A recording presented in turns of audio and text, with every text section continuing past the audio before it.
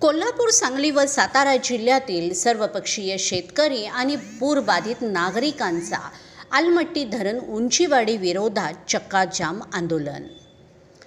कोल्हापूर, सांगली आणि सातारा जिल्ह्यामध्ये दरवर्षी भयावह पूर परिस्थिती निर्माण करणारा अलमट्टी धरण च्या उंचीवाढीचा निर्णय तत्काळ रद्द करण्यात यावा, या मागणीसाठी अलमट्टी उंचीवाढ विरोधी सर्वपक्षीय संघर्ष समितीच्या वतीने चक्काजाम आंदोलन पुकारण्यात येत आहे।